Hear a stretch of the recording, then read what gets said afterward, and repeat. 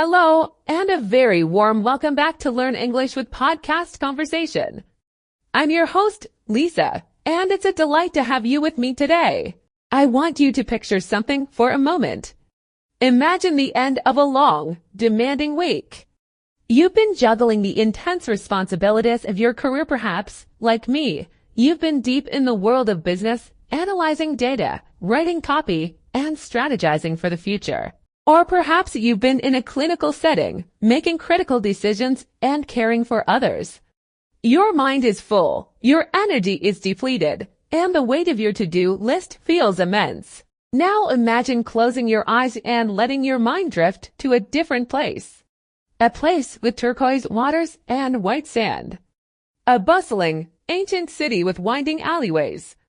A quiet mountain trail with the scent of pine in the air. That feeling, that sense of anticipation, of escape, of adventure is one of the most powerful feelings we can experience. That is the magic of travel. For busy professionals, for doctors, for entrepreneurs, travel is not just a luxury. It's a necessity. It's the reset button.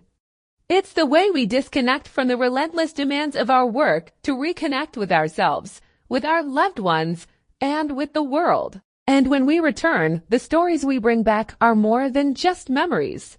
They are treasures we share, conversations that build bridges, and a way to share a piece of who we are. Being able to talk about these experiences to describe the breathtaking landscapes, the delicious food, the vibrant cultures is a beautiful and essential part of the English language. It's how we share our joy, inspire others, and keep the magic of our journeys alive. So, in today's episode, we are going to master the art of talking about travel and vacations. We'll explore the dynamic vocabulary and engaging storytelling techniques you need to share your adventures like a seasoned traveler. Are you ready to explore the world through words? Let's begin. It's funny how the word vacation can mean so many different things to different people, or even to the same person at different times in their life. Sometimes, what your soul is crying out for is a true seaside getaway, a week of doing absolutely nothing but reading a book on a sun lounger and listening to the waves crash.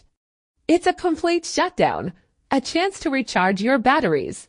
Other times, you crave the opposite. You want the electric energy of a city break, getting lost in the streets of Rome, navigating the subway in New York, feeling the pulse of a place that never sleeps. And then there are the journeys that push our boundaries. I have friends who live for the thrill of an adventure trip, strapping on a backpack to hike through the mountains of Patagonia or kayak through fjords in Norway. They come back with stories of physical challenges and immense personal growth. For them, travel isn't about rest. It's about striving. It's about feeling truly alive. I think we all have a bit of each of these travelers within us. The key is knowing what kind of journey you need at any given moment. Lately, I confess, I've been starting to get itchy feet. After months of being focused on work, I can feel that familiar pull, that desire for a change of scenery. I find myself daydreaming about future trips, scrolling through pictures of far-flung places. It's a wonderful feeling, that quiet planning stage.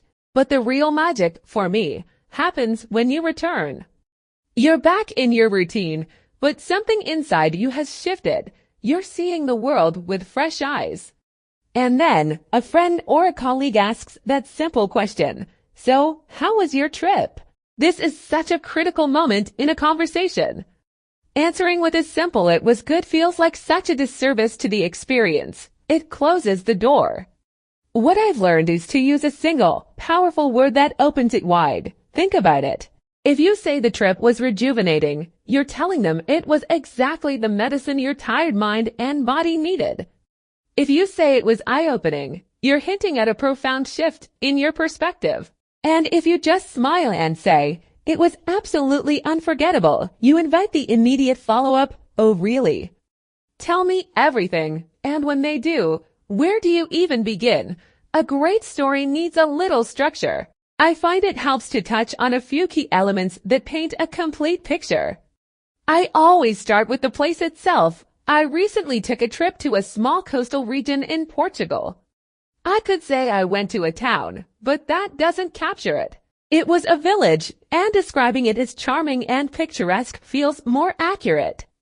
It was a labyrinth of narrow, cobblestone streets, with whitewashed houses and terracotta roofs that glowed in the afternoon sun. The air smelled of salt and grilled sardines. See, words like charming, picturesque, cobblestone, they start to build the world for the listener. A big city, on the other hand, might be bustling and vibrant, while a national park could be serene, tranquil, or just completely awe-inspiring. Then, I'll mention the accommodation. Where you stay becomes your temporary home. It's part of the story. Instead of just saying a hotel, I might specify that we found this incredible, family-run guest house. It was so quaint, and the hosts made us feel like we were long-lost relatives. That detail adds a layer of warmth and personality to the tale. Maybe you stayed in a sleek, modern Airbnb with panoramic city views, or a cozy bed and breakfast where they served homemade jam every morning. Each choice tells a different story. Of course, the most important part is what you did. This is where you bring the story to life with action. I try to avoid generic phrases like "we saw the sights." It's so much more evocative to say, "We spent our days just wandering through the old town," with no real plan, just letting ourselves get lost. We didn't just go to a market. We went to soak up the atmosphere of the bustling morning market. We didn't just learn about the culture. We tried to immerse ourselves in the local way of life. We took long strolls along the shoreline at sunset, watching the fishing boats come in. These phrases, wandering through, soaking up, immersing ourselves, they're active. They put the listener right there beside you. And finally, you have to talk about the food. It's the universal language of travel. For me, the food in that Portuguese village was a revelation. I could say it was delicious, but that's not enough. I'd say the local cuisine was out of this world. That's a great phrase, out of this world. The fresh seafood was simply to die for.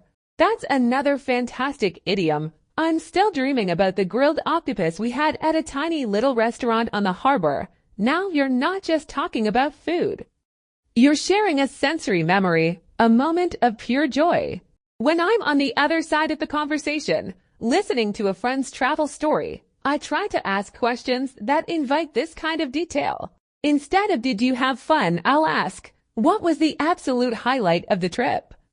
It forces them to pinpoint that one perfect memory. I'll ask, "did you manage to do anything off the beaten path?" I love hearing about those unique experiences away from the tourist crowds. And that's the beautiful exchange. It's a cycle of sharing, of inspiring, of feeding each other's wanderlust. It reminds us that even when we're working hard, running our businesses, managing our clinics, that there's a huge, fascinating world out there waiting for us. Travel reminds us that while our careers are a huge part of our identity, they are not the entirety of it. We are also explorers, adventurers, and storytellers. I truly believe that our travel stories become a part of us. They shape our perspective, they build our resilience, and they fill our lives with color. Being able to share them isn't just a skill, it's a gift. It's the gift of taking someone on a journey with you, just for a moment, with nothing but your words. So I'll leave you with this thought. The next time someone asks you about a trip, don't just give them the facts. Tell them the story. Tell them how it made you feel. Tell them about the one moment, the one taste, the one view that you know you will carry with you forever. Because in sharing that, you're not just talking about a vacation, you're sharing a piece of your soul. Thank you for your wonderful energy and dedication.